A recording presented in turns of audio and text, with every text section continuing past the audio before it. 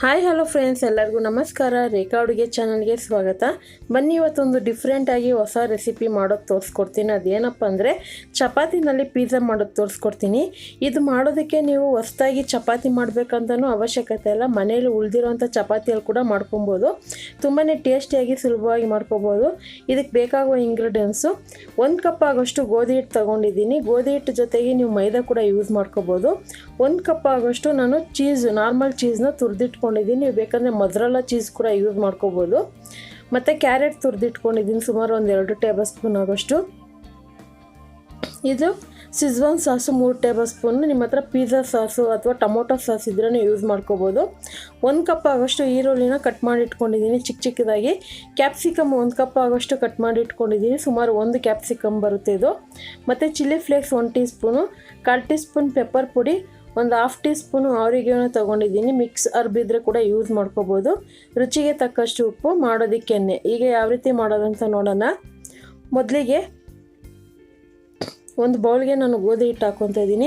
ನೀವು ಇದನ್ನು ಮೈದಾ ಹಿಟ್ಟಲ್ಲೂ ಮಾಡ್ಕೊಬೋದು ಅಥವಾ ಗೋಧಿ ಹಿಟ್ಟು ಮೈದಾ ಹಿಟ್ಟು ಎರಡೂ ಮಿಕ್ಸ್ ಮಾಡಿ ಕೂಡ ಮಾಡ್ಕೊಬೋದು. ಇಲ್ಲಿ ಗೋಧಿ ಹಿಟ್ಟಿಗೆ ನಾನು 1/2 ಟೀ ಸ್ಪೂನ್ ಉಪ್ಪು, 1 ಟೀ ಸ್ಪೂನ್ ಎಣ್ಣೆ ಹಾಕ್ಕೊಂಡು ಒಂದ್ಸರಿ ಇದನ್ನು ಡ್ರೈ ಮಿಕ್ಸ್ ಮಾಡ್ಕೊತೀನಿ. ಇದು ನಾರ್ಮಲ್ ಚಪಾತಿ ಹಿಟ್ಟು ಕಲಿಸ್ಕೊತೀರಲ್ಲ ಅದೇ ರೀತಿಯೇ ಕಲಿಸ್ಕೊಳ್ಳೋದು. ಸ್ವಲ್ಪ ಸಾಫ್ಟಾಗಿ ಕಲಿಸ್ಕೋಬೇಕು ಅಷ್ಟೇ, ಇದೇನೂ ಇಲ್ಲ. ನಿಮ್ಮ ಮನೇಲಿ ಏನಾದರೂ ಚಪಾತಿ ಹಿಟ್ಟು ಉಳಿದಿರೋವಾಗ ಈ ಥರನೂ ಮಾಡ್ಕೋಬೋದು. ಅಥವಾ ರೆಡಿಮೇಡ್ ಚಪಾತಿ ಸಿಗುತ್ತಲ್ಲ ಅಂಗಡಿಗಳೆಲ್ಲ, ಅದು ಮಾಡ್ಕೊಬೋದು. ಅಥವಾ ನೀವು ಚಪಾತಿ ಮಾಡಿಟ್ಟಿರ್ತೀರಲ್ಲ ಮನೆಯಲ್ಲಿ, ಇವಾಗ ರಾತ್ರಿ ಮಾಡಿರೋದು ಬೆಳಗ್ಗೆ ಉಳಿದಿರುತ್ತಲ್ಲ ಅದರಲ್ಲೂ ಮಾಡ್ಕೊಬೋದು. ಸೊ ಇವಾಗ ಹಿಟ್ಟನ್ನು ನಾನು ನೀರು ಸ್ವಲ್ಪ ಹಾಕ್ಕೊಂಡು ಸಾಫ್ಟಾಗಿ ಕಲಿಸ್ಕೊಂಡಿದ್ದೀನಿ. ಈಗ ಕೊನೆಯಲ್ಲಿ ಒಂದು ಸ್ವಲ್ಪ ಎಣ್ಣೆ ಹಾಕ್ಕೊಂಡಿದ್ದನ್ನು ಒಂದು 10 ನಿಮಿಷ ನೆನೆಯೋದಕ್ಕೆ ಬಿಡಬೇಕು. 10 ನಿಮಿಷ ನೆಂದರೆ ಸಾಕು. ಯಾಕಂದರೆ ಒಂದು ಸ್ವಲ್ಪ ನೆಂದ್ರೆ ಚೆನ್ನಾಗಿರುತ್ತೆ ಎಲ್ಲ ಥರ ರೆಸಿಪಿಗೂ. ಈಗ ಒಂದು ಬೌಲ್ಗೆ ನಾನು ಕಟ್ ಮಾಡಿರುವಂಥ ಈರುಳ್ಳಿ ಹಾಕ್ಕೊತಾ ಇದ್ದೀನಿ. ನಾನಿಲ್ಲಿ 2 ಈರುಳ್ಳಿ ಯೂಸ್ ಮಾಡಿದ್ದೀನಿ, ಸುಮಾರು 1 ಕಪ್ ಈರುಳ್ಳಿಗೆ.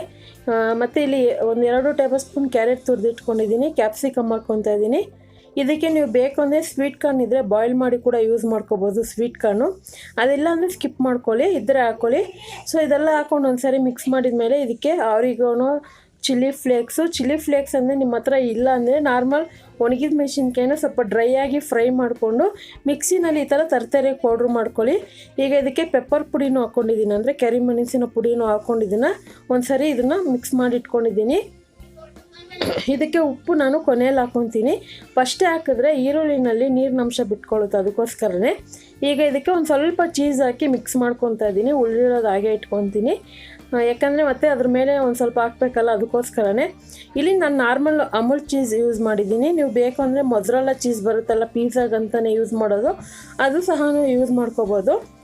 ಈಗ ಇದು ಸ್ಟಫಿಂಗ್ ರೆಡಿಯಾಗಿದೆ ನೋಡಿ. ಚಪಾತಿ ಹಿಟ್ಟು ಕೂಡ ಸಾಫ್ಟಾಗಿದೆ. 10 ನಿಮಿಷ ನೆನೆಯೋದಕ್ಕೆ ಬಿಟ್ಟಿದ್ನಲ್ಲ, ಸೊ ಒಂದು 10 ನಿಮಿಷ ಬಿಟ್ಟರೆ ಸಾಕು.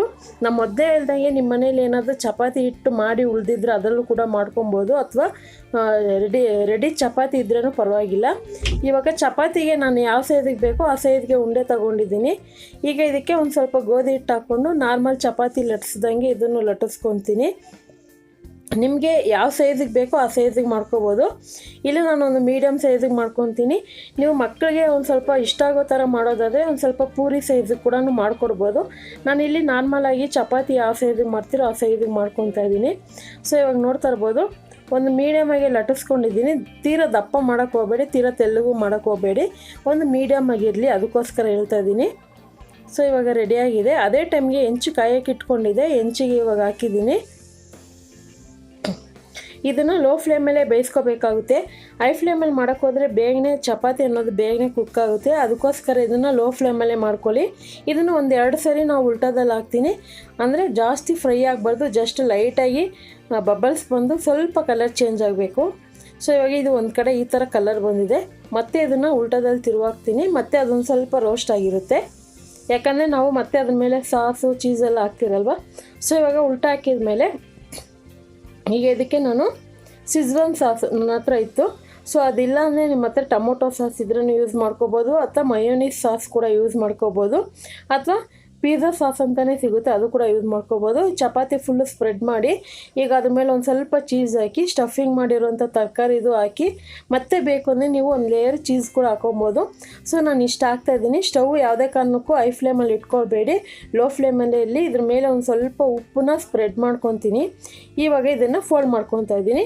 ನೀವು ಹಾಗೆ ಚಪಾತಿ ಎಷ್ಟು ಅಗಲ ಇದೆ ಅಷ್ಟು ಅಗಲನೂ ಮಾಡ್ಕೊಬೋದು. ಅದು ಸ್ವಲ್ಪ ಡಿಫ್ರೆಂಟಾಗಿ ಮಾಡೋಣ ಅಂತ ಈ ಥರ ಟ್ರೈ ಮಾಡಿ ನೋಡಿದೆ. ಯಾವಾಗೂ ನಾರ್ಮಲ್ ಪಿಜ್ಜಾ ಥರನೇ ಮಾಡೋಕ್ಕೋದ್ರೆ ಅದು ಪಿಜ್ಜಾ ಅನಿಸ್ಕೊಳ್ಳುತ್ತೆ.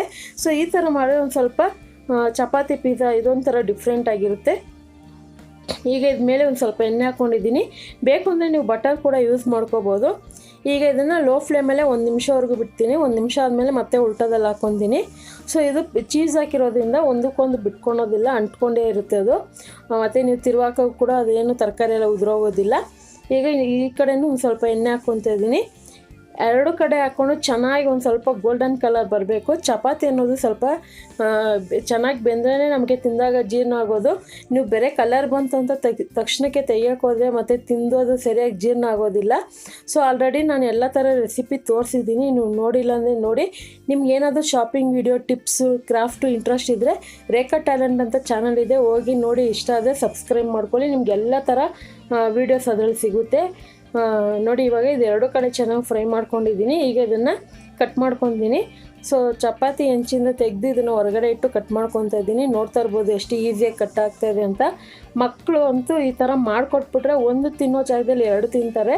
ಸೊ 2 ಚಪಾತಿ ತಿಂತಾರೆ, ಅಷ್ಟು ಚೆನ್ನಾಗಿರುತ್ತೆ. ಒಂದು ಡಿಫ್ರೆಂಟ್ ಹೊಸ್ದಾಗಿ ಟ್ರೈ ಮಾಡಬೇಕಂದ್ರೆ ಖಂಡಿತ ಟ್ರೈ ಮಾಡಿ ನೋಡಿ. ಸೊ ತರಕಾರಿ ಅನ್ನೋದು ನಿಮಗೆ ಯಾವ ಥರ ಬೇಕೋ ಆ ಥರ ಯೂಸ್ ಮಾಡ್ಕೊಬೋದು. ಮನೇಲಿ ಕಡಿಮೆ ಬೇರೆ ಈರುಳ್ಳಿ ಇದ್ರೂ ಪರವಾಗಿಲ್ಲ, ಮಾಡಿಕೊಡಿ, ಇಷ್ಟಪಟ್ಟು ತಿಂತಾರೆ. ಖಂಡಿತ ಇವತ್ತಿನ ರೆಸಿಪಿ ಇಷ್ಟ ಆದರೆ ನೀವು ಮನೇಲಿ ಇದೇ ರೀತಿ ಟ್ರೈ ಮಾಡಿ. ಮತ್ತು ಯಾವ ರೀತಿ ಇತ್ತು ಅಂತ ಕಮೆಂಟ್ ಮೂಲಕ ತಿಳಿಸಿ. ಇವಾಗ ಓಪನ್ ಮಾಡಿ ತೋರಿಸ್ತಾ ಇದ್ದೀನಿ. ಹಾಗೆ ರೆಸಿಪಿ ಇಷ್ಟ ಆದರೆ ಲೈಕ್ ಮಾಡಿ, ಶೇರ್ ಮಾಡಿ. ರೇಖಾ ಅಡುಗೆ ಚಾನಲ್ನ ಸಬ್ಸ್ಕ್ರೈಬ್ ಮಾಡ್ಕೊಳ್ಳಿ. ಪಕ್ಕದಲ್ಲಿರೋ ಬೆಲ್ ಐಕನ್ ಕೂಡ ಕ್ಲಿಕ್ ಮಾಡ್ಕೊಳ್ಳಿ. ಈ ವಿಡಿಯೋ ನೋಡಿದ್ದಕ್ಕಾಗಿ ಎಲ್ಲರಿಗೂ ಧನ್ಯವಾದಗಳು.